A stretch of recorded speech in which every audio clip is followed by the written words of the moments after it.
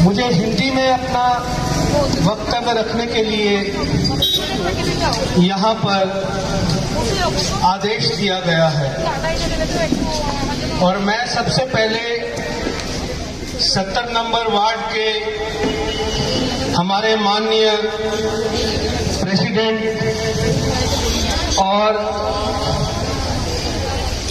कानून के वरिष्ठ अधिवक्ता और बंगाल राज्य के अग्रणी लीडर श्री हिरन मजूमदार और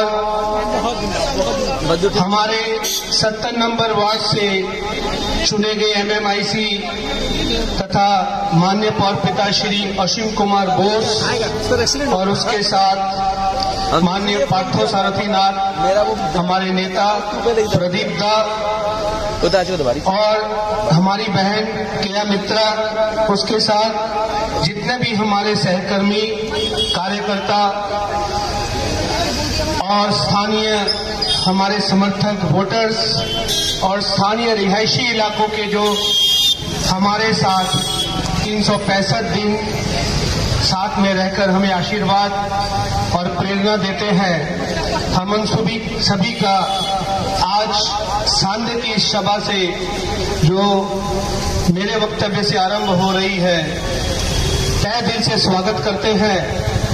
और आने वाले वक्ता भी आपको जो लोकसभा चुनाव सनसनीखेज स्थिति में पहुंच गए हैं, जहां पर मोदी के डायलॉग्स, मोदी की गारंटी और पता नहीं मोदी ब्रांड जो इस समय इतना मशहूर हुआ है उसके बारे में रोशनी देंगे। तो सबसे पहले मैं आप सभी के सामने में लोकसभा के इस चुनाव में जो हमारी माननीय कैंडिडेट, हमारी उम्मीदवार श्रीमती माला राय, उनका भी इस मंच से हम लोग स्वागत करेंगे। उनके लिए ही दक्षिण कोलकाता के सारे कार्यकर्ता और सारे सहकर्मी, समर्थक, वोटर्स शुभकामनाओं के साथ उनके विजयी घोषणा की प्रतीक्षा में है और साथ ही साथ माननीय मुख्यमंत्री ममता बनर्जी का असीम आशीर्वाद, श्री अभिषेक बनर्जी की जो स्निग्धता है, जो उनका स्नेह है, प्यार है, उसको भी हम लोग महसूस करते हुए आज की सभा में अपने वक्तव्य में हमारे प्रवक्ता आने वाले अलग अलग टिप्पणियां करेंगे, विचार देंगे। तो आज की ये शाम रॉय स्ट्रीट में 70 नंबर वार्ड के नाम, आज की शाम में आने वाले प्रवक्ता तृणमूल कांग्रेस की तरफ से अपने अलग अलग विचार रहेंगे। तो मोदी जी ने एक नया प्रचलन शुरू किया है।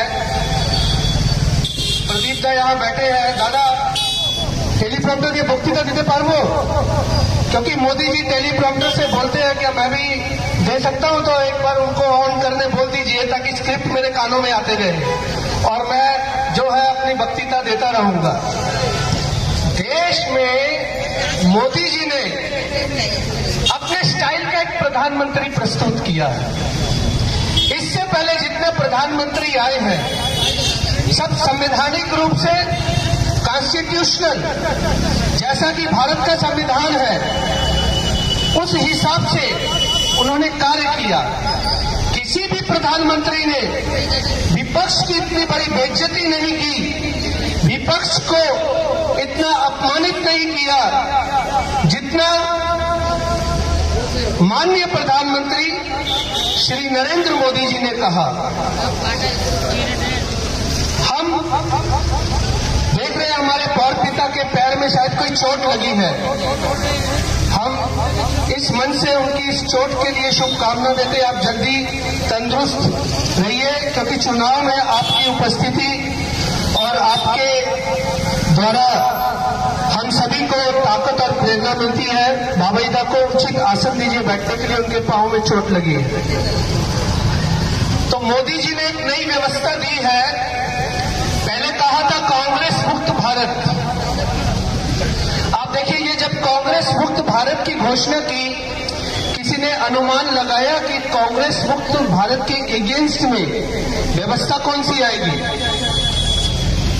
अब मोदी जी कह रहे हैं विपक्ष मुक्त भारत, अर्थात मैं जब बोलूं मेरा विरोध करने वाला तमाम भारत के राज्यों से कोई मुख्यमंत्री न रहे, कोई विपक्ष का नेता न रहे, किसी दल का प्रतिनिधि न रहे, स्टेट लेवल से कोई भी ऑपोजिशन लीडर मेरा विरोध न करे।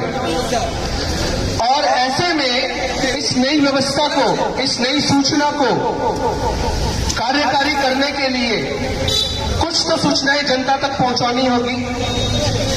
कोई ना कोई बात तो भारत की जनता के कान में डालनी होगी ना कि ये मोदी जी सच बोल रहे हैं, बाकी सब झूठ बोल रहे हैं। इसके पीछे की कहानी को जरा सा हम लोगों को आपस में समझना पड़ेगा। हम सभी स्कूल में गए हैं और स्कूल में आरंभिक इतिहास सभी ने पढ़ा है, जिसको बोलते हैं बेसिक हिस्ट्री। बेसिक हिस्ट्री में हम क्या जानते हैं?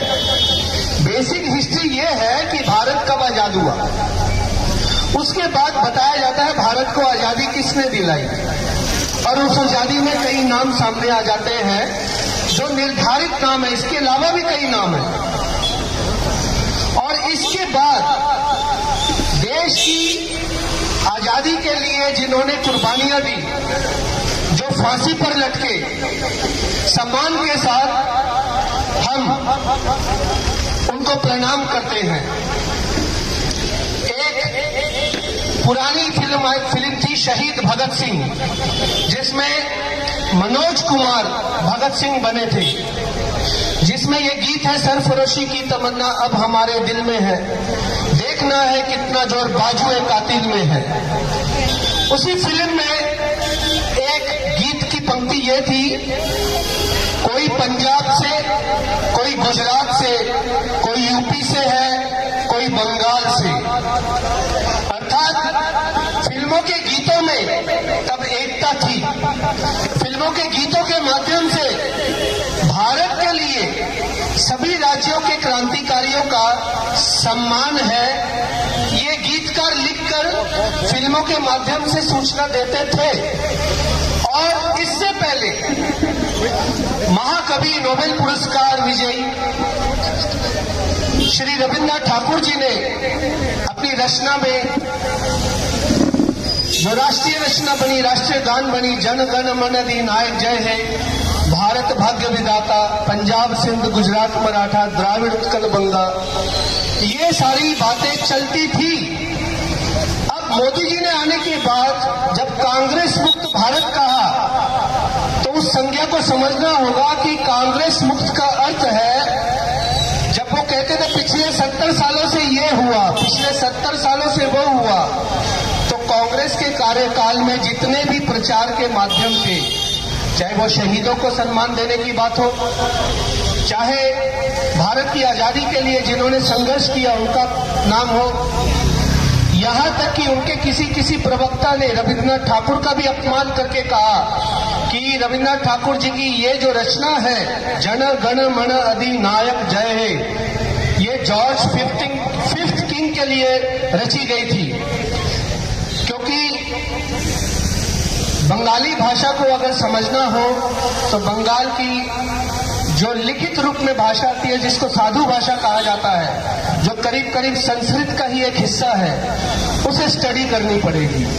तो रविन्द्रनाथ ठाकुर जी की रचनाओं में बहुत शुद्धता है, व्याकरण बहुत अत्यधिक है, और ग्रामीण बंगाल की भाषा है, जो लोक संगीत में भी वो लोग बंगाल के जो गीतिकार हैं, जो गायक है, जो बंगाल के जिसको हम लोग कह दें कि सूफी है, वो इन रचनाओं को प्रस्तुत करते हैं। तो इनको समझने के लिए तो बंगाल में जन्म लेना होगा ना मोदी जी, यहाँ तो पैदा होना होगा आपको, यहाँ की संस्कृति को सीखना होगा, बंगाल को जानना होगा।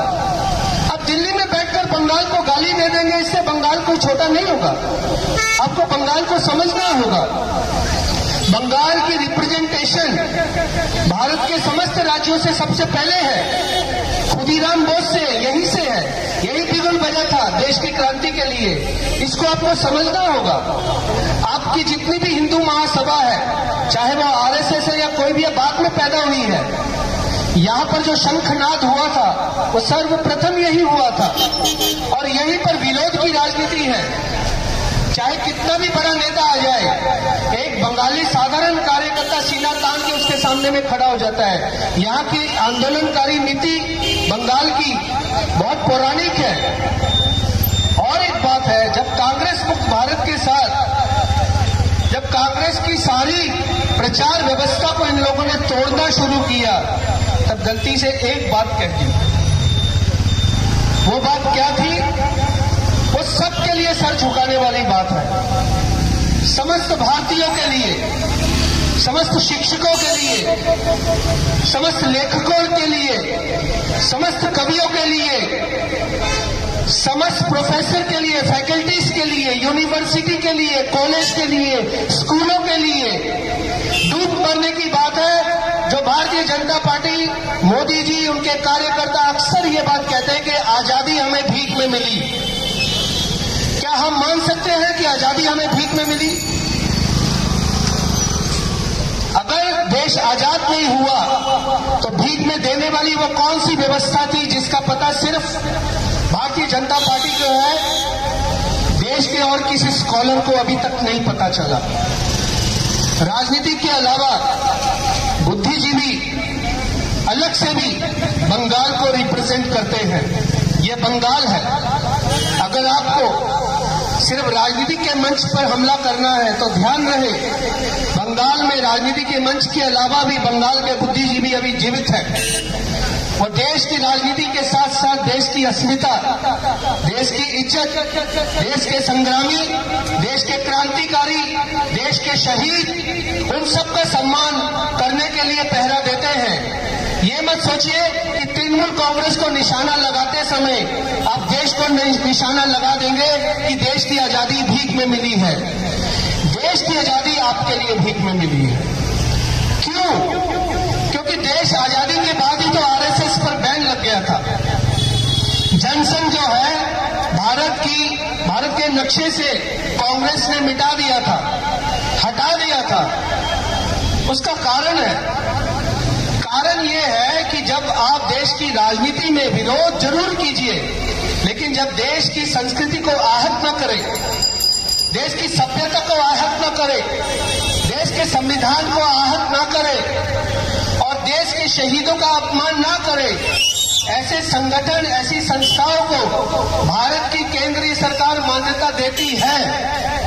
अगर आप देश की आजादी को भीख में मिली आजादी कहेंगे तो मेरे ख्याल से आने वाली अगर सरकार इंडी की तरफ से होगी तो एक बार फिर भारत में आरएसएस और बीजेपी पर बैन लग जाएगा। इसमें कोई संदेह नहीं है, क्योंकि जिस तरह का जहर आपने इन फिजाओं में, इन हवाओं में, इस मौसम में, सारी जगह में आपने जहर ही जहर घोला है। वहां एक ही बात समझ में आती है कि मैं टैक्सी में जा रहा था हावड़ा की तरफ, एक ड्राइवर साहब मेरे से बात कर रहे थे बंगाली में, लेकिन उसकी टोन में हिंदी थी। मैंने तुरंत पूछा, आप हिंदी में बात कर सकते हैं? तो मैंने कहा आपका नाम क्या है? उसने अपना नाम बताया, साथ में कहा मैं यादव हूं। मैंने कहा बहुत अच्छी बात है, आपको कैसा लग रहा है चुनाव में? उसने कहा इस बार मोदी नहीं चाहिए। मैंने कहा वो नहीं, आप बंगाल को किस नजरिए से देखते हैं? आप तो हिंदी भाषी हैं और मैं पंजाबी हूं। ये बंगाल असल में बंगालियों का ही है, लेकिन हम लोग यहाँ रहते हैं, अब हम लोग भी बंगाली है।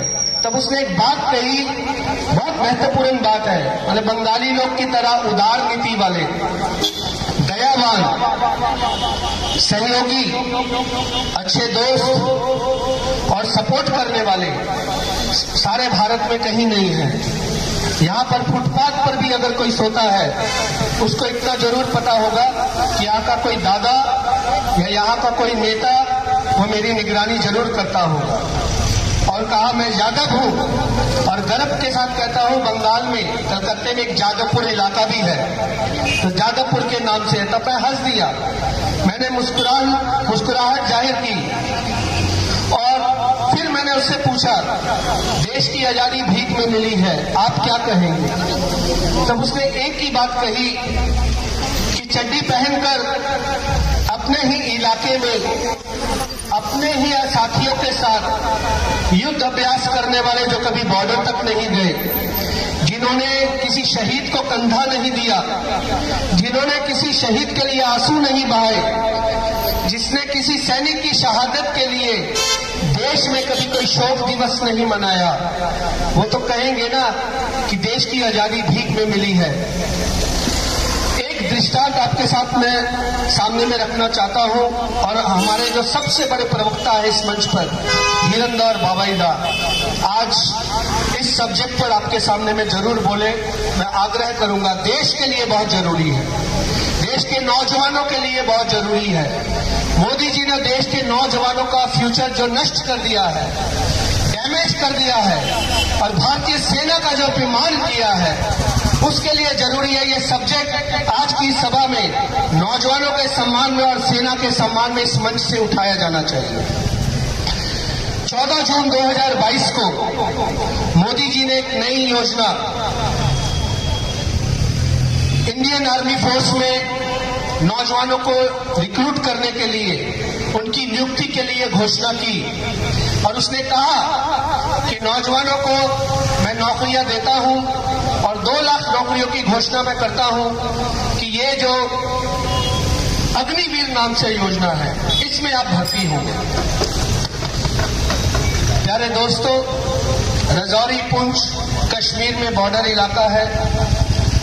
इसी अग्निवीर योजना में पंजाब से अमृतपाल नाम का एक नौजवान युवक 21 साल का शहीद हो गया। उनके माता पिता ने पार्थिव शरीर लेने के लिए सेना के साथ संपर्क किया। सेना का जवाब आया, जिस तरह की ये योजना है उसके मुताबिक ये जो शहीद हुआ इसको हम शहीद का दर्जा नहीं देंगे। ये ध्यान रहे, ये जो शहीद हुआ है राजौरी में, इसको हम शहीद की संज्ञा नहीं देंगे। और दूसरी बात है, इसका पार्थिव शरीर हम सेना द्वारा जैसे पार्थिव शरीर भेजा जाता है भारतीय झंडे में सम्मान के साथ, हम वो भी नहीं देंगे। एक किराए की एम्बुलेंस में एक लावारिस डेड बॉडी को जैसे भेजा जाता है, उनके गांव में अग्निवीर के उस नौजवान को भेजा गया, और उस मुद्दे को विपक्ष ने उठाया। मैं एक बात आपसे कहना चाहता हूं, अपने वक्तव्य को समाप्ति की ओर लेकर जा रहा हूं, कि अगर मोदी जी की ये अग्निवीर योजना इतनी सफल है, इतनी सक्सेसफुल है, आपने लोकसभा में इसका मुद्दा क्यों नहीं बनाया? नौजवानों के बीच में शेयर क्यों नहीं किया? क्यों नहीं यूथ को कहा तुम्हारे लिए मैं अग्निवीर योजना लेकर आया हूं? ये अग्निवीर नहीं है, ये अग्निदाह योजना है। अग्निदाह का मतलब है नौजवानों को पकड़ो, बॉर्डर में जाओ और गोली से उड़ा दो, फिर उसकी डेड बॉडी लावारिस की तरह घर में आएगी, और यही परिभाषा है मोदी जी की आजादी भीख में मिली, फिर वो लाश भीख में आएगी, और उनके जो परिवारजन है उसके एवज में कुछ नहीं ले सकेंगे। ये नरेंद्र मोदी जी का भारत विभाजन, एक बार देश आजाद हुआ, देश के 2 विभाजन हुए, एक पाकिस्तान और एक हिंदुस्तान। ये लोग कहते हैं नहीं, हमारा देश 2014 में आजाद हुआ। मैं स्वीकार करता हूं कि भारत 1947 में आजाद नहीं हुआ, भारत 2014 में आजाद हुआ है, और 2014 में उसी तरह देश के 2 विभाजन कर दिए गए। मोदी जी ने एक, भारत में हिंदुओं को अलग कर दिया गया, हिंदुओं से हिंदुओं को अलग कर दिया गया। दूसरा, भारत में मुसलमानों को भी अलग कर दिया गया। तीसरा, जब किसान आंदोलन चला तब सिखों को मोदी जी ने संसद के पटल में खड़े होकर ये गाली दी कि ये आंदोलनजीवी है पंजाब के पंजाबी सिख वर्ड यूज किया। मेरे पास वीडियो है अगर कोई देखना चाहे। मोदी जी ने पंजाब के सिखों का ये आंदोलनजीवी है। आप मुझे बताइए, आपके अधिकार के लिए, मध्यम वर्ग के लिए, देश के लिए, देश की संस्थाओं के लिए, सरकारी संस्था के लिए अगर कोई आंदोलन पर उतरेगा, ये आंदोलनजीवी क्या होता है? उसके ऊपर भी एक बात कही, वो ये है, उन्होंने कहा आंदोलनजीवी या परजीवी भी है। परजीवी के बाद क्या, ये दोयम नीति के आदमी है। दोयम का अर्थ होता है दोगले आदमी। मोदी जी की कौन सी शब्दावली किसको सम्मान देती है और किसको अपमान देती है, उसको खुद ही नहीं पता। हमारे यहाँ बाएं और दाहिने में दो लीडर बैठे हैं, हिरण मजूमदार और श्री असीम बोस। कभी नहीं उन्होंने कहा कि तुम लोग बीजेपी के कार्यकर्ताओं को गाली दो। कभी नहीं कहा कि तुम नरेंद्र मोदी को गाली दो। कभी नहीं कहा कि कोई कार्यकर्ता अगर अपने पोस्टर लगाता हो, काम करता हो, उसकी कार्य में जाकर विघ्न दो। तो ये देश की राजनीति का हिस्सा है। राजनीति के माध्यम से हम लोग जीतेंगे, लेकिन एक दूसरे को गाली नीचा दिखाकर नहीं। तो भारतीय जनता पार्टी का जो कैरेक्टर है वो सचित्र आज देश के सामने में है। मुख्यमंत्रियों को जेल में भरना, विपक्ष मुक्त भारत तैयार करना और देश की आजादी को भीख में मिली आजादी, ये संज्ञा देनी भारतीय जनता पार्टी की है। और इसमें शर्म आती है, वो भारतीय कहाँ है जिसका नाम है भारतीय जनता पार्टी। मेरे ख्याल से वो मोदी जनता पार्टी है। भारतीय होती कम से कम भारत की सभ्य संस्कृति, देश की जो अस्मिता है, देश के संस्थान है, उसका जरूर ख्याल करती।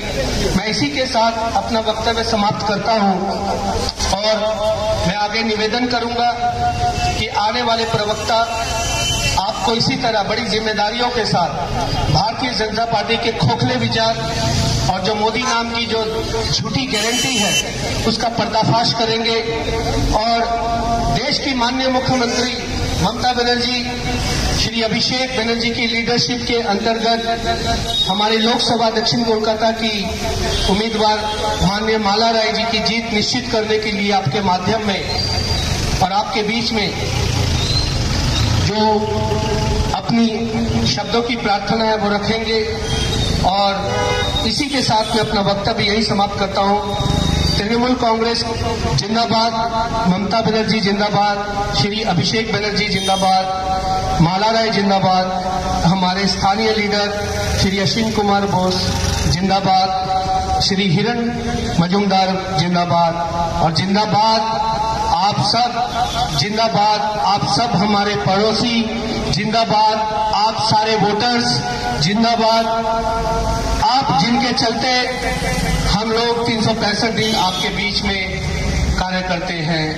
मैं माइक्रोफोन श्री हिरंदा को देता हूं। अगली सूचना आपके साथ में हमारे माननीय लीडर 70 नंबर वार्ड के प्रेसिडेंट हिरंदा जी देंगे। शुक्रिया, धन्यवाद। Thank you Kiranjit.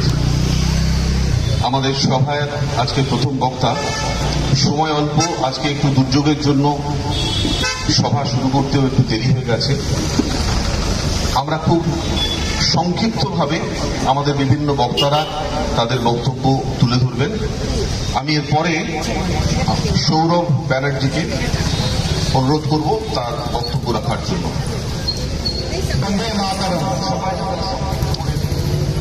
আজকের এই 2024 ভারতবর্ষের সাধারণ লোকসভা নির্বাচনে আমরা আজকে যে জায়গায় এই পথসভা করছি, আমার রায় স্ট্রিটের রামমোহন দত্ত রোডের, জাস্টিস চন্দ্রমাধব রোডের সকল মা, ভাই, বোন, আমার যারা বয়োজ্যেষ্ঠ সহসাথীরা রয়েছেন, প্রত্যেকটি নাগরিককে, প্রত্যেকটি আমাদের পল্লীবাসীকে প্রথমেই আমি আমার নতমস্তকে হৃদয়ের অন্তঃস্থল থেকে কৃতজ্ঞতা জানাই, প্রণাম জানাই।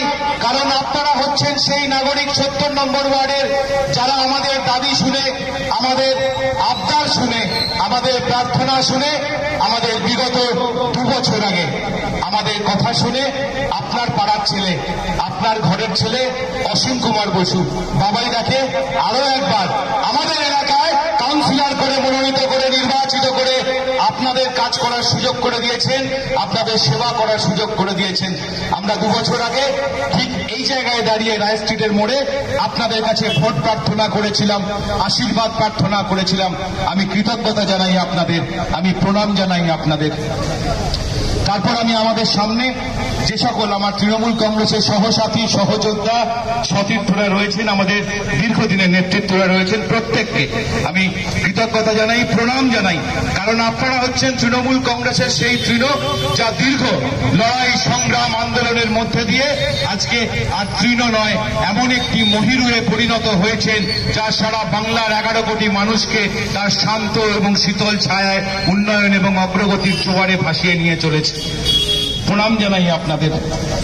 আজকে বহু বক্তা আপনাদের সামনে বক্তব্য রাখবেন, তারা সবিস্তারে আপনাদের সামনে তুলে ধরবেন তাদের বক্তব্য, তাদের দীর্ঘদিনের অভিজ্ঞতা, তাদের দীর্ঘদিনের লড়াই সংগ্রামের ইতিহাস আপনাদের সামনে তুলে ধরবেন। আমি শুধু রায় স্ট্রিট অঞ্চলের, রামমোহন দত্ত রোড অঞ্চলের, জাস্টিস চন্দ্রমাধব রোড অঞ্চলের, ভবানীপুর 70 নম্বর অঞ্চলের মা, ভাই, বোন, দাদা, দিদিরা যারা আমাকে শুনতে পাচ্ছেন, আমি শুধু সোজা, সহজ, সরল বাংলা ভাষায় আপনাদের কাছে দুটো তিনটে প্রশ্ন করব এবং একটি কথায় উত্তর দিয়ে যাব যে কেন আপনারা তৃণমূল কংগ্রেসকে ভোট দেবেন এবং কেন আপনারা বিজেপিকে ভোট দেবেন না। এই তো হচ্ছে মোদ্দা কথা। একেই কেন্দ্র করে তো আমরা এত লড়াই, এত ঝগড়া, এত অশান্তি, এত মিছিল, এত মিটিং, এত ভোট। সহজ ভাষায় আপনাদের কাছে আমি দুটো তিনটে প্রশ্ন করব। আর আমার যদি বিজেপির কার্যকর্তারা কেউ এখানে আমাকে শুনে থাকেন, আমি দয়া করে অনুরোধ করব আপনি মঞ্চে আসুন, মঞ্চে এসে আমাকে আমার উত্তর দিয়ে যাবেন। আমি সঙ্গে সঙ্গে আপনাকে মঞ্চে ডেকে নেব, হাতটা তুলবেন খালি। 70 নম্বর ওয়ার্ডে যারা থাকেন, যারা ভবানীপুরে থাকেন, বিশেষ করে ভবানীপুর কেন্দ্রটি হচ্ছে মাননীয় মুখ্যমন্ত্রী মমতা বন্দ্যোপাধ্যায়ের বিধানসভা কেন্দ্র। আপনারা নিশ্চিতভাবে রাজনৈতিক সচেতন মানুষ, আপনারা নিশ্চিতভাবে সমাজ সচেতন মানুষ, আপনারা নিশ্চিতভাবে শুভবুদ্ধি সম্পন্ন একজন নাগরিক, যারা আগামী 2024-এর 1 জুন নির্ধারিত করবেন ভারতবর্ষের দিক নির্দেশিকা কে করবে, ভারতবর্ষ কোন দিকে যাবে, আপনার আগামী প্রজন্ম, আপনার ঘরের মা, ভাই, বোন, আপনার ছেলে মেয়ে আগামী 5 বছর কোন দিকে নির্ধারিত হবে তা ঠিক করবেন আপনি 1 জুন। ভোট হয় দুটো জিনিসের আধারে। এক হচ্ছে বিগত দিন আমি যা কাজ করেছি এবং আমি যা প্রতিশ্রুতি দিয়েছি তা আমি সত্যিকারের কাজ আপনাকে রাখতে পারলাম কিনা এবং আমার কাজের মাধ্যমে আমার সমস্ত রকমের পরিষেবা আপনার কাছে তুলে দিতে পারলাম কিনা, এই দুটি জিনিসের উপরে নির্ধারিত করে আধার করে ভোট হয়। আমরা যারা আজকে আপনার কাছে ভোট প্রার্থনা করে এসেছি, আমরা প্রমাণিত একটা দল। আমরা বিগত 5 বছর আপনার এলাকায়, আপনার পরিবারের পাশে থেকে, আপনার দুঃখের দিনে আপনার চোখের জল মুছিয়ে দিয়ে, সরকারি পরিষেবা হোক, সামাজিক পরিষেবা হোক, আমরা আপনার পাশে দাঁড়িয়ে থেকে পরিষেবা দিয়ে পরীক্ষিত হয়ে, প্রমাণিত হয়ে তারপরে আপনার কাছে ভোট প্রার্থনা করতে এসেছি আমাদের বিগত 5 বছরের রেজাল্ট মার্কশিট হাতে নিয়ে। আর আগামী দিনে আপনার বাড়িতে যে ভাজপার প্রতিনিধিরা ভোট প্রার্থনা করতে যাবে, আপনার পাড়ায় যে সকল ভাজপার মঞ্চ বেঁধে বক্তৃতা করবেন, আপনি কিন্তু যখন জানবেন তারা কিন্তু আগামী 5 বছর আপনি তাকে ভোট দিলে সে আপনার জন্য কি করবে তার উপরে ভিত্তি করে আপনার বাড়িতে ভোট চাইতে চাইছেন। আপনারা কিন্তু বুদ্ধিমান মানুষ, আপনারা কিন্তু সমাজ সচেতন, রাজনৈতিক সচেতন মানুষ, বিচার আপনারা করবেন 1 জুন। আমরা কি করেছি কি করিনি দীর্ঘদিন ধরে আমরা বলে এসেছি। আজকে অত্যন্ত সংক্ষিপ্ত আকারে আপনাদের সামনে একবার এই পরিসংখ্যান তুলে ধরে যাই, মানুষ বড্ড তাড়াতাড়ি ভুলে যায়। আমরা যারা তৃণমূল কংগ্রেস করি, আমরা যেহেতু 365 দিন 24 ঘন্টা, সকাল থেকে বিকেল হোক, রাত্রির থেকে মাঝরাত্রির হোক, আমরা চেষ্টা করেছি আপনাদের পাশে থেকে অসীম কুমার বসুর নেতৃত্বে। নম্বর মানুষের বিভিন্ন রকমের সমস্যা থাকে, সেটা পারিবারিক সমস্যা হোক, সেটা সামাজিক সমস্যা হোক, সেটা রাজনৈতিক সমস্যা হোক, যে কোনো রকমের সমস্যায় আমরা চেষ্টা করেছি আপনার বাড়ির পাশে গিয়ে দাঁড়িয়ে আপনার চোখের জলটা মুছিয়ে দিতে। ছোট্ট করে সংক্ষেপে বলি, বিজেপি 2014 লোকসভা নির্বাচন কি প্রতিশ্রুতি দিয়ে ক্ষমতায় এসেছিল? প্রত্যেকের ব্যাংক অ্যাকাউন্টে 15 লক্ষ টাকা করে ঢুকবে, এই কথাটা বলতে বলতে আমাদের মুখে ঘেন্না ধরে গেছে। আজ পর্যন্ত 15 টাকা কারুর ব্যাংকে ঢোকেনি। 15 লক্ষ টাকার প্রতিশ্রুতি তাহলে মিথ্যা। 2019 আরো একবার ভাজপা সরকার ভারতবর্ষ সাধারণ লোকসভা নির্বাচনে কি প্রতিশ্রুতি দিয়ে ক্ষমতায় এলো? বছরে 2 কোটি বেকারের চাকরি দেব। পরিণাম কি হলো? প্রতিশ্রুতির সঙ্গে কিন্তু সবসময় পরিণামটাকে মিলিয়ে নিতে হয়। এরই নাম দেনা আর পাওনা, যার উপর নির্ভর করে আমাদের জীবনটা অতিবাহিত করি আমরা। আমাদের জীবনটা প্রবাহিত হয় এই দেনা আর পাওনার উপর নির্ভর করে। এই গাছও কিন্তু আমাদের অক্সিজেন দেয়, তার পরিবর্তে কিন্তু কার্বন ডাই অক্সাইড নিয়ে নেয়। সুতরাং এই পৃথিবীতে সমস্ত কিছুর হিসাব কিন্তু দেনা পাওনার উপরেই হয়। তাহলে প্রতিশ্রুতি আর তার ফলাফল সবসময় মিলিয়ে নেবেন। 2019 ভাজপা সরকার প্রতিশ্রুতি দিল বছরে 2 কোটি চাকরি। ফলাফল কি হলো?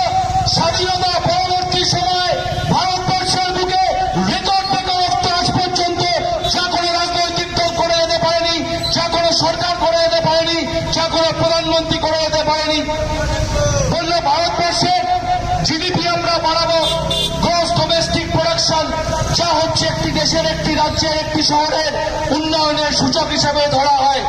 জিডিপি স্বাধীনতার পরবর্তী সময় থেকে -12, যে সময়ে বাংলার জিডিপি কিন্তু পজিটিভে ছিল।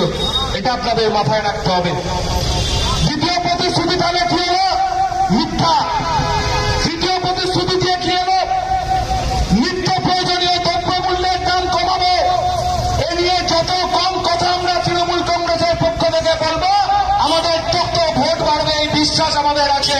কারণ আমাদের 70 নম্বর ওয়ার্ডের পরিবারে শুধু নয়, সারা বাংলা, সারা ভারতবর্ষ আজকে প্রত্যক্ষ করছে রান্নার গ্যাসের দাম কোথায় গেছে, ডিজেলের দাম কোথায় গেছে, পেট্রোলের দাম কোথায় গেছে। আর সবজি পাতি সরষের তেল তো বললামই না। আগে আমরা পকেটে 150 টাকা 200 টাকা ভরে নিয়ে গেলে ব্যাগ ভর্তি করে আনাজ নিয়ে বাড়ি ফিরতাম। আর এখন পকেট ভর্তি করে টাকা নিয়ে যাই আর বাজারের ব্যাগে 2টো ধনে পাতার টাটি নিয়ে বাড়ি ফিরি। এই হচ্ছে নরেন্দ্র মোদীর সরকার, এই হচ্ছে ভাজপার সরকার। তাহলে তৃতীয় প্রতিশ্রুতি কোথায় গেল? মিথ্যা। চতুর্থ প্রতিশ্রুতি কি দিল?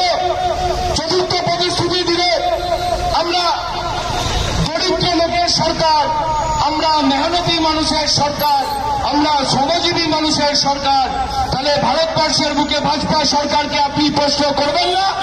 দিল্লির সিন্ধু প্রান্তে যখন মিনিমাম সেলিং প্রাইস, ন্যূনতম সহায়ক মূল্য যা কিনা পড়ে কোর্টের দ্বারা স্বীকৃত হলো যে কৃষকরাই ঠিক ছিল, তাহলে 1000-এর ওপর কৃষক কার জন্য প্রাণ দিল আপনি আপনার ভাজপার বন্ধুদের প্রশ্ন করবেন না? চতুর্থ প্রতিশ্রুতি ছিল, যা বেরোলো কিনা আবারও মিথ্যা।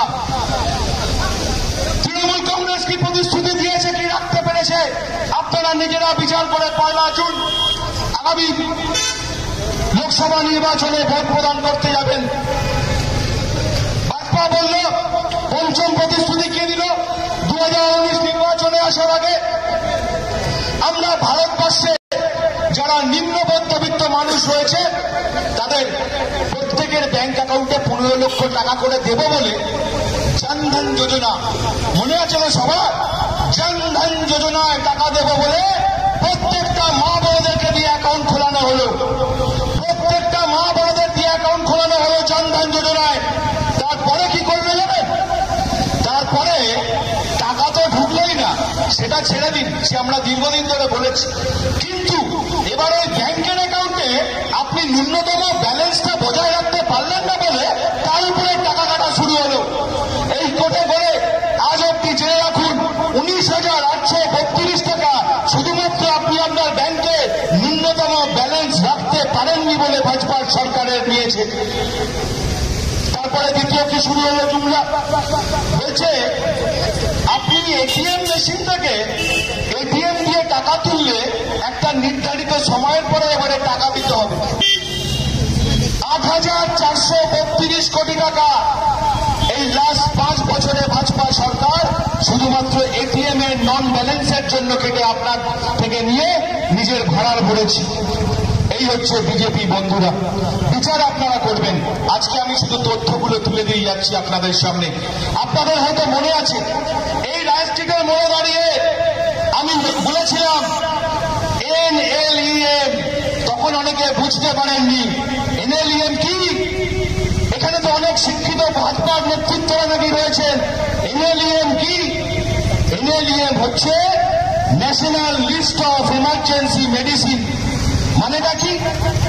খায় মাখে না মাথায় দেয় কি? এটা national list of emergency medicine মানে হচ্ছে আপনি যেরকম আপনার বাঁচার জন্য তিনটে প্রধান প্রয়োজনীয় প্রাথমিক যে প্রয়োজন তা হলো অন্ন, বস্ত্র, বাসস্থান। দেখবেন এর উপরে কাজ করতে মডেল কোড অফ কন্ডাক্টের সময়ও কোনো অসুবিধা হয় না, কারণ এর উপর কোনো বার নেই, কারণ এটা হচ্ছে মানুষের প্রাথমিক প্রয়োজন। সেই রকমই ওষুধের লিস্টের ক্ষেত্রে কত ওষুধ রয়েছে, কয়েক লক্ষ কোম্পানি রয়েছে। এরকম ওষুধের মধ্যে কতগুলো নিত্য প্রয়োজনীয় প্রাথমিক প্রয়োজনের ওষুধ থাকে, যা স্বাধীনতার পরে সংবিধান দ্বারা সেগুলোকে নির্ধারিত করে দেওয়া থাকে তাদের দাম, যাতে কোনো ব্যক্তি শুধুমাত্র ব্যক্তিগত মুনাফার জন্য সেই সমস্ত ওষুধের দাম বাড়িয়ে মানুষকে কোনোদিন অসুবিধায় না ফেলতে পারে। এই হচ্ছে NLEM। ভাজপা সরকার স্বাধীনতার পরবর্তী সময়ের পর থেকে আজ পর্যন্ত কোনোদিনও সেই NLEM এ হাত পড়েনি। বিজেপির সরকার এসে প্রথমে সেই NLEM এর ওষুধের দাম বাড়িয়ে দিল। সারা ভারতবর্ষ কিন্তু বিচলিত হলো না, কারণ তখন তো আপনি রাম মন্দিরে ডুবে আছেন, তখন তো আপনি মাটির তলায় ঈদের মসজিদ খুঁজছেন। ভারতবর্ষ বিচলিত হলো না। কিন্তু এবারে আপনাদের ঐক্যবদ্ধ হতে হবে, আপনাদের ভাবতে হবে। আমার সেই বলা বক্তব্য সেদিনকে আজকে রন্ধে কিরকম ভাবে প্রমাণিত। দেখুন, কোভিশিল্ড আজকে সারা পৃথিবীতে ব্যান করে দিয়েছে। সারা পৃথিবীতে এই কোভিশিল্ড বানিয়েছিল অ্যাস্ট্রাজেনেকা বলে একটি কোম্পানি। আপনি জানুন, এই তথ্যগুলো আপনাকে জানতে হবে। এটাই আপনার গণতান্ত্রিক অধিকার, যেটা ভাজপা সব সংবাদ মাধ্যমকে ঘিরে আপনাকে দূরে সরিয়ে রেখেছে। আর আমাদের দায়িত্ব, মমতা বন্দ্যোপাধ্যায় বলেছে রাস্তায় নেমে মানুষকে বোঝাও, মানুষের দুয়ারে দুয়ারে গিয়ে মানুষকে বোঝাও। আপনাদের জানতে হবে এই তথ্য। অ্যাস্ট্রাজেনেকা কোম্পানি কোভিশিল্ড ভ্যাকসিন তৈরি করেছিল। আজকে সারা পৃথিবীতে কোভিশিল্ড ভ্যাকসিন ব্যান হয়ে গেছে। কোভ্যাক্সিনও শুনছি ব্যান হবার মুখে। কারণ তার পার্শ্ব প্রতিক্রিয়া রয়েছে। এটা কে বলছে? এটা তৃণমূল কংগ্রেস বলছে না, এটা মমতা বন্দ্যোপাধ্যায় বলছে না, এটা সেই ওষুধ প্রস্তুতকারক কোম্পানি অ্যাস্ট্রাজেনেকা কোম্পানি বলছে যে হ্যাঁ, আমাদের ওষুধে পার্শ্ব প্রতিক্রিয়া আছে, তাই অ্যাস্ট্রাজেনেকা বন্ধ করেছে ওষুধের কোম্পানি। অসুবিধা নেই, হতেই পারে। আমাদের প্রশ্নটা আজকে তৃণমূল কংগ্রেসের পক্ষ থেকে এই 70 নম্বর ওয়ার্ডের মা ভাই বোনদের কাছে এইটাই থাকলো, প্রত্যেকের ঘরে ভ্যাকসিনের সার্টিফিকেট আছে।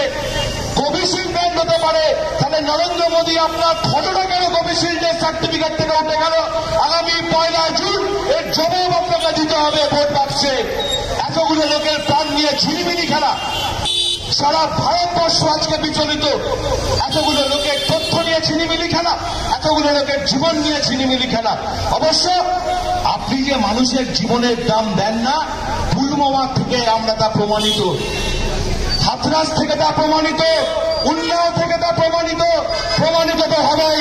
কারণ নরেন্দ্র মোদীর সরকার, আপনার তো এখনো গুজরাটের দাঙ্গার রক্তে রাঙা লাল হাত রয়েছে, সেই রক্ত আপনি কোথা থেকে মুছবেন? প্রমাণ তো আপনাকে করতেই হবে। আর জবাব আপনাকে দিতে হবে 1 জুন। ইভিএম মেশিনের 3 নম্বর বোতাম। মমতা বন্দ্যোপাধ্যায় ভারতবর্ষের মানুষকে আগামী দিন সংঘবদ্ধ হয়ে এই সমাজ বিরোধী শক্তির বিরুদ্ধে, এই আগ্রাসনের বিরুদ্ধে, এই জমিদারি প্রথার বিরুদ্ধে, এই নৈরাজ্যের বিরুদ্ধে জবাব দেওয়ার জন্য আপনাকে আবেদন দিয়েছে, আপনাকে আহ্বান দিয়েছে। আপনাকে জবাব 1 জুনই দিতে হবে।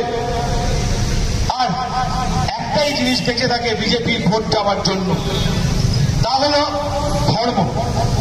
এই একটা জিনিস, যার উপরে আধার করে ভাজপার সরকার সমস্ত পরীক্ষা ভেবেছে। 2014 পার করেছি, 2019 পার করেছি, 2024 পার করব না। বন্ধু না, ভারতবর্ষ জাগছে, বাংলা পথ দেখাচ্ছে, নেত্রীর নাম মমতা বন্দ্যোপাধ্যায়, বাংলা লক্ষ্মী কন্যা, ভারতবর্ষের মুক্তি সূর্য। আগামী 5 বছর ভারতবর্ষ কোন দিকে যাবে? ভারতবর্ষের জমিদারি জমিদারি প্রথা চলবে কিনা, ভারতবর্ষের মধ্যে ধর্মনিরপেক্ষ সরকার থাকবে কিনা তার নির্বাচন করবেন আপনি। 1 জুন আপনাকে সিদ্ধান্ত নিতে হবে। আমার এক মুসলমান বন্ধু সেদিনকে, ওর নাম আমজাদ, মুসলমান বন্ধুর সঙ্গে আমার সেদিনকে দেখা হলো। এমনি দীর্ঘদিনের বন্ধু আমার, ছোটবেলায়। সে আমার এমন বন্ধু, আমি তার বাড়িতে প্রত্যেক বছর সেই ছোট্ট থেকে ঈদের বিরিয়ানি খেতে যাই, আর ও আমার বাড়িতে অষ্টমীর প্রসাদ খেতে আসে, অষ্টমীর ভোগ খেতে আসে। এটাই হচ্ছে আমাদের সৌভাতৃত্বের বাংলা। আমরা বরাবর এরকম ভাবেই বড় হয়েছি। তো সেই আমজাদের বাড়িতে গিয়ে আমি বললাম, হ্যাঁ রে, তোদের নামে যে এরকম ভাবে বলছে এনআরসি করবে, সিএএ করবে, তোরা কোনো প্রতিবাদ করতে পারিস না? তখন বলছে, সৌরভ, আমাদের তো সুযোগ হয় না, তুই তো মঞ্চে যাস, আমার হয়ে একটা প্রশ্ন ওদেরকে করে রাখিস। আমি বললাম, কি হয়েছে? বলছে, মুসলমান হ্যাঁ फर्क से कहता हूं मुसलमान है हम भी लिया राम का नाम, मेरा एक दोस्त है शाम, वो भी लिया अली का नाम। अब बता बीजेपी, तू कैसे बांटेगा हिंदुस्तान? এটা হচ্ছে আমার বাংলা, এটা হচ্ছে আমার ভারতবর্ষ, এটা হচ্ছে আমার কলকাতা, আর তার থেকেও বড় কথা, এটা হচ্ছে আমার ভবানীপুর। এটা মমতা বন্দ্যোপাধ্যায়ের ধর্মভূমি, মমতা বন্দ্যোপাধ্যায়ের জন্মভূমি, মমতা বন্দ্যোপাধ্যায়ের কর্মভূমি। এখানে যে বিজেপির বন্ধুরা, আমি সেদিনকে আসছিলাম পদ্মপুকুর দিয়ে, বলছে कोरोना काल में बबाईदा जो किया है वो उसका जिम्मेदारी था। कोविड का टाइम में, अम्फान का टाइम में बबाईदा जो किया है वो उसका जिम्मेदारी था। তার মানে তোমরা ওখানে স্বীকার করছো এটা আমাদের দায়িত্ব ছিল, যেটা আমরা ঠিকঠাক ভাবে পালন করেছি। হ্যাঁ ভাই, ও বাবাইদা का जिम्मेदारी था, এটা আমাদের দায়িত্ব ছিল, যা আমরা পালন করেছি। আর ওটা যদি আমাদের দায়িত্ব থাকে, তাহলে এটাও তোমার দায়িত্ব। বিজেপির এই বক্তব্য রাখার আগে 15 লক্ষ টাকা করে মানুষের পকেটে ঢোকানো, এটাই আমাদের আপনাদের দায়িত্ব। বিজেপির মঞ্চে বক্তব্য রাখার আগে 2 কোটি টাকা মানুষের পকেটে ঢোকানো, 2 কোটি চাকরি দেওয়া আপনার দায়িত্ব। গ্যাসের দাম 1000 টাকা থেকে কমিয়ে 400 টাকা করা আপনার দায়িত্ব। পেট্রোলের দাম 100 টাকা থেকে কমিয়ে 50 টাকা করা আপনার দায়িত্ব। ভারতবর্ষের মধ্যে হিন্দু, মুসলিম, শিখ, ইসাই একসাথে বসে খাবার খাবে কিনা এটা ঠিক করে দেওয়া আপনার দায়িত্ব। দায়িত্ব আমাদের শেখাতে আসবেন না। গতকাল বাবাইদার পায়ে লেগেছে একটি অ্যাক্সিডেন্টে, এলাকার কিছু মানুষ জানে, নিজের বাড়ির সামনে দাঁড়িয়ে, সেখানেও সে তখন প্রচারে ব্যস্ত ছিল। একটি স্কুটি হঠাৎ করে এসে দুর্ঘটনাক্রমে তার পায়ে লেগে যায়। আজকে মানুষটা একদিনের মধ্যে উঠে এই মঞ্চে না এসে সবার আগে কোথায় গেছে জানেন? আজকের এই সন্ধ্যাবেলায়, বিকেলবেলায় ঝড়ে যখন লি রোডে আপনার গাছ পড়ে যায়, যখন শরৎপথ রোডে আপনার গাছ পড়ে যায়, আজকে এই মঞ্চে দাঁড়িয়ে ভাষণ দেওয়ার আগে সে মানুষটা ওই ভাঙা পায়ে গিয়ে ওইখানে শরৎপথ রোডে নিজে দাঁড়িয়ে থেকে গাছ পরিষ্কার করে এসছে। গিয়ে দেখে আসুন ভাজপার বন্ধুরা। এর নাম তৃণমূল কংগ্রেস, এর নাম মা মাটি মানুষের সরকার, এর নাম মমতা বন্দ্যোপাধ্যায়, আর এই হচ্ছে আপনার কাউন্সিলর অসীম কুমার বসু। লজ্জা করে আপনারা? কোভিড না হয় ভুলে যান, আমফান ভুলে যান, আপনাদের সার্টিফিকেট লাগবে না। অমিতাভ বচ্চন নিজে স্বীকার করে গেছে অসীম কুমার বসু কি কাজ করেছে 70 নম্বর ওয়ার্ডের জন্য। আপনাদের সার্টিফিকেট আমাদের লাগবে না। কিন্তু নির্লজ্জ বেহায়া বিজেপি, এটুকু তো অন্তত কৃতজ্ঞতা বোধ রাখুন। সারা 70 নিয়ে আপনাদের ভাবতে হবে না। আপনাদের পরিবারের লোক যখন অসুস্থ হয়, আপনাদের পরিবারের যখন কেউ মারা যায়, আপনার পরিবারের ছেলের যখন স্কুলের ফিসটা কম করে দিতে হয়, আপনার স্কুলের ছেলে যখন অ্যাডমিশনটা করিয়ে দিতে হয়, আপনার যখন পিজি হসপিটালে ভর্তি হয় না, তখন যে কাজটা করে দিতে হয়, আপনার বাড়ির সামনের রাস্তার আলোটাকে সারিয়ে দেয়, আপনার বাড়ির সামনের রাস্তায় জল জমে থাকলে হাত হাঁটু জলে দাঁড়িয়ে সেই জলকে যে পরিষ্কার করে দেয়, তার নাম অসীম কুমার বসু। সেই দলটার ঘরে, সেই দলটার নাম তৃণমূল কংগ্রেস, আর তার নেত্রীর নাম মমতা বন্দ্যোপাধ্যায়। সুতরাং মমতা বন্দ্যোপাধ্যায় প্রত্যেকটা सिकंदर কিন্তু এইখানে আছে। আর सिकंदर कभी हालात के आगे नहीं झुकता, तारे टूट भी जाए पर जमीन पे नहीं गिरता। गिरते हैं हजारों दरिया किसी समुंदर पे, पर कभी समुंदर किसी दरिया पे नहीं गिरता। আমরা মমতা ব্যানার্জি बंगाल के 10 करोड़ जनता के दिल में बसते हैं, ना कि ईवीएम मशीन में। এই বলে প্রত্যেককে আরো একবার 1 জুন 3 নম্বর বোতাম টিপে আপনার অঞ্চলের এলাকার অগ্রগতি, আপনার এলাকার উন্নয়ন, আপনার এলাকার সম্প্রীতি, আপনার এলাকার ঐক্যকে অক্ষুণ্ণ রাখার জন্য আরো একবার আবেদন করলাম। মালা রায়কে 3 নম্বর বোতাম টিপে বিপুল ভোটে জয়যুক্ত করবেন, কারণ আগামী 5 বছর আপনার এলাকায় রাস্তা, আলো, স্বাস্থ্য, জল, ঘরে ঘরে বসছে কল, প্রত্যেকটা জিনিস যেরকম আমরা প্রতিশ্রুতি দিয়েছিলাম আরো দ্বিগুণ উৎসাহে, দ্বিগুণ উদ্দীপনায় আমরা আপনাদের পাশে থাকবো। এই অঙ্গীকার, এই শপথ করে আজকে বিদায় নিচ্ছি। বন্দে মাতরম, জয় হিন্দ। তৃণমূল কংগ্রেস জিন্দাবাদ, মমতা বন্দ্যোপাধ্যায় জিন্দাবাদ, অসীম কুমার বসু জিন্দাবাদ।